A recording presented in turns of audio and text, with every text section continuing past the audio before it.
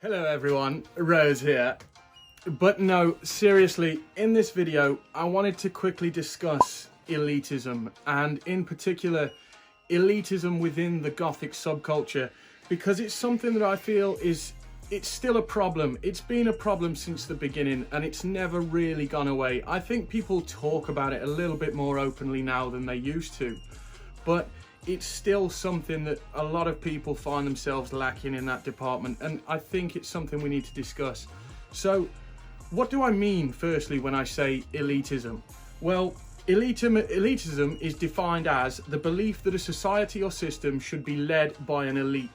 And if you were sort of move that towards elitism being cast towards an individual, then it's the superior attitude associated with the elite.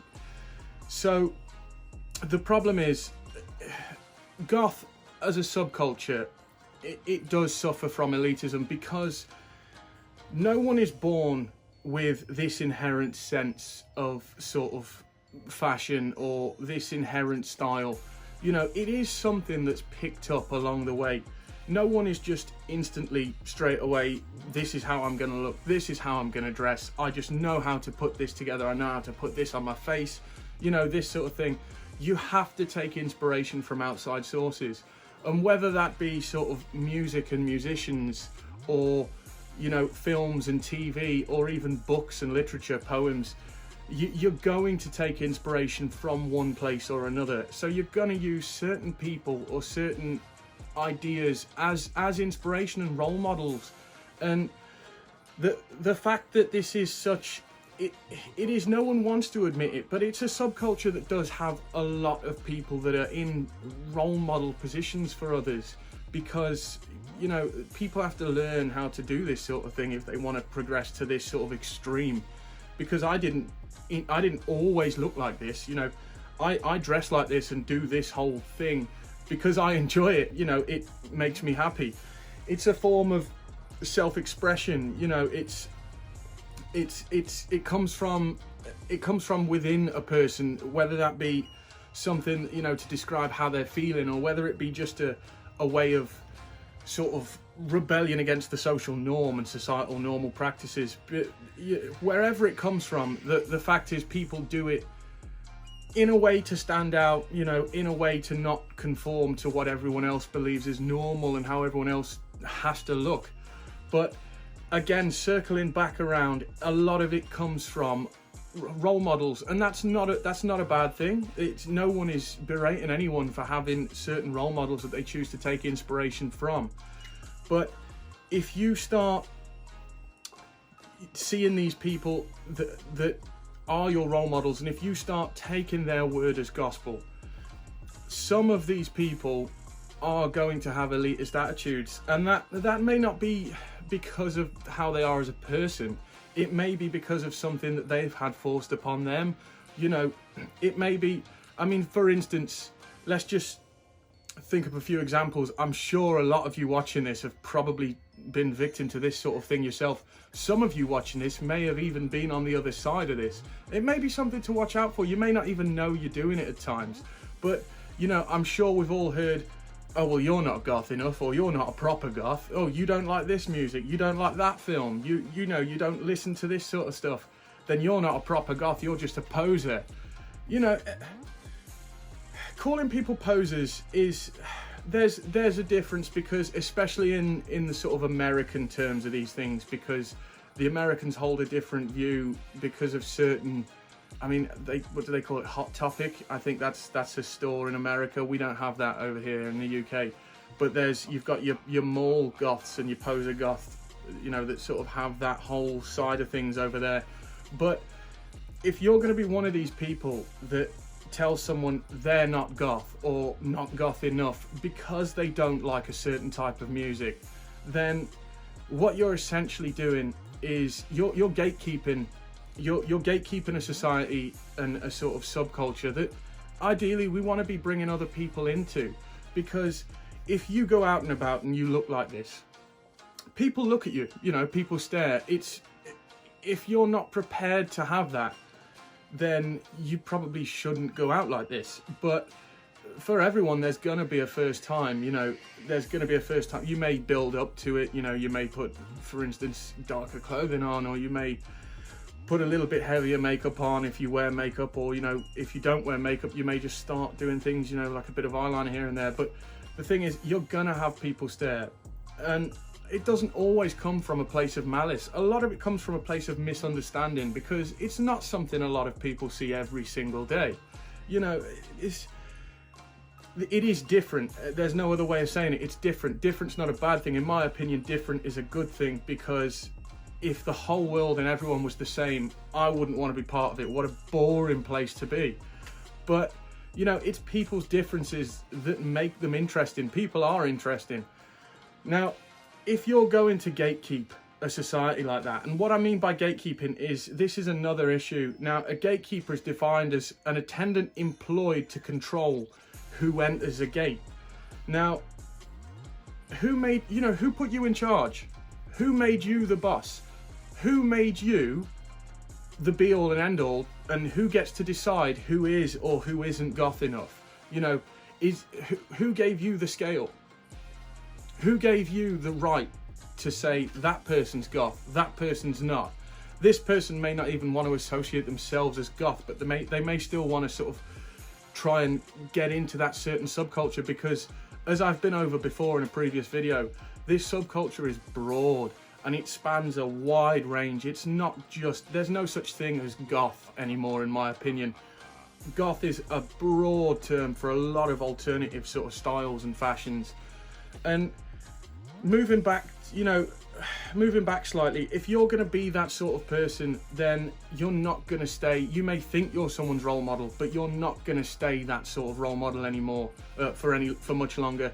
And I think this is extra prevalent now that things like Instagram and, you know, the social media side of things are so heavy, because you've all seen them. There's a lot of sort of, they might market themselves as gothic models or sort of goth influencers that are out and about, and, you know, if you're not plugged into that sort of gothic scene, you may not really know about them.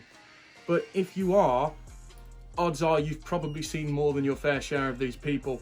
That is not to say that all of them are like this. I think the vast majority are decent people, and they'd love to answer your questions. You know, they'd love to help people along.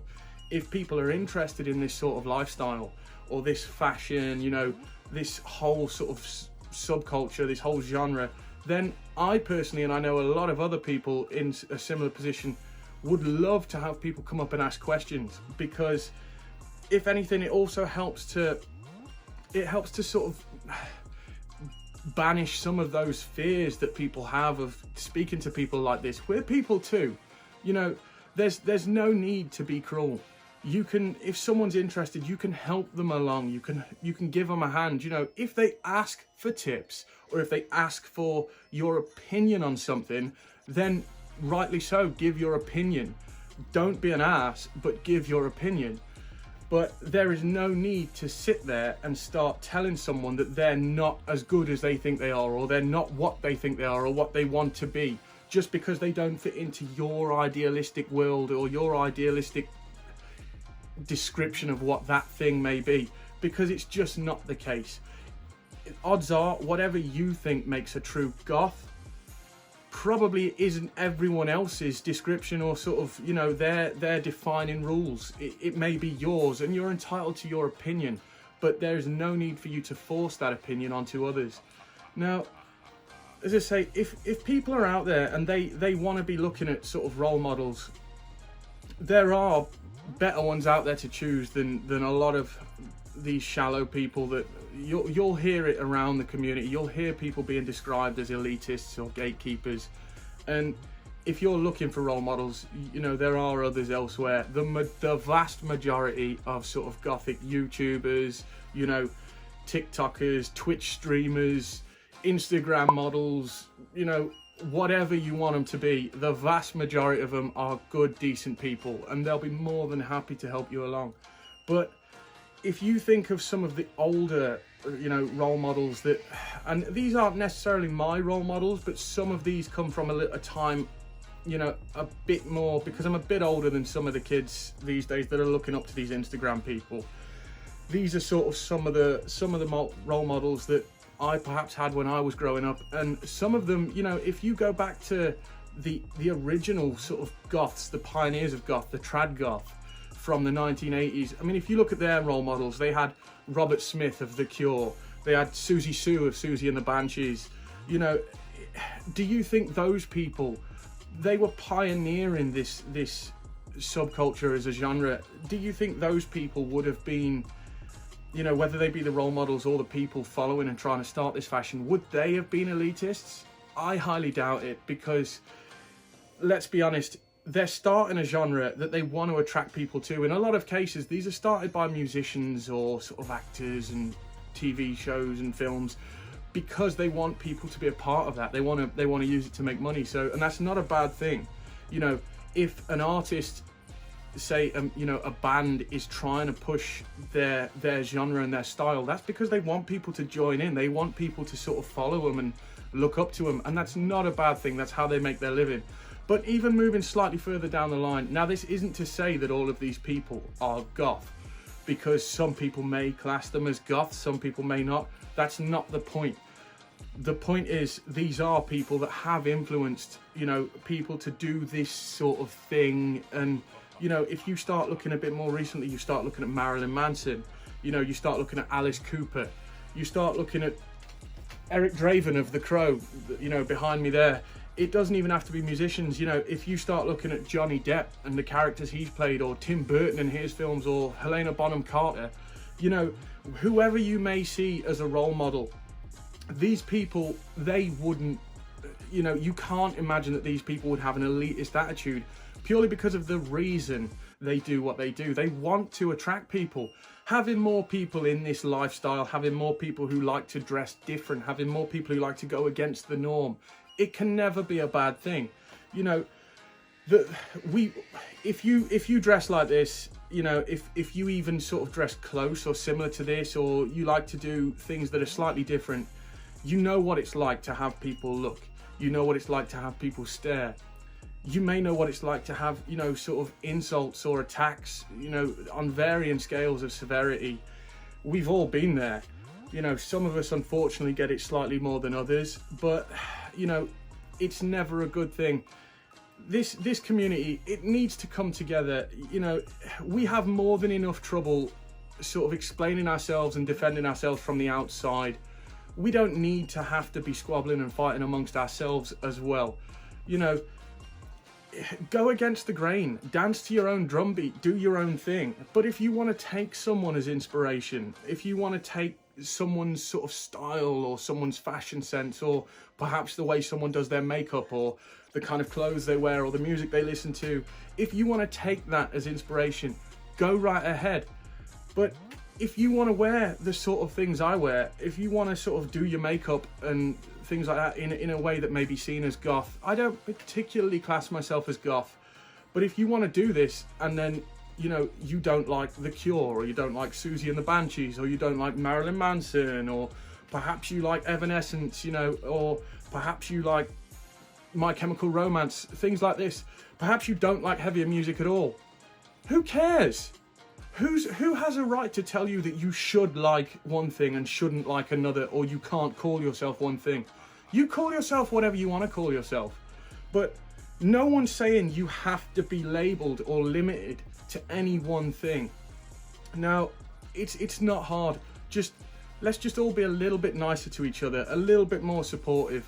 And I personally, for one, think the more people that are sort of open and supportive in this sort of subculture, the more people would be inclined to ask questions or perhaps come up and talk to you, because you can, if you look like this, perhaps look a little bit, because I'm not the smallest guy in the world, but if I look like this and, you know, I may just be going about my business and I may sort of have my head down and just be walking along, or perhaps I've got headphones in, or, you know, things like that, and it's not hard for me to look a little bit sort of rough-faced.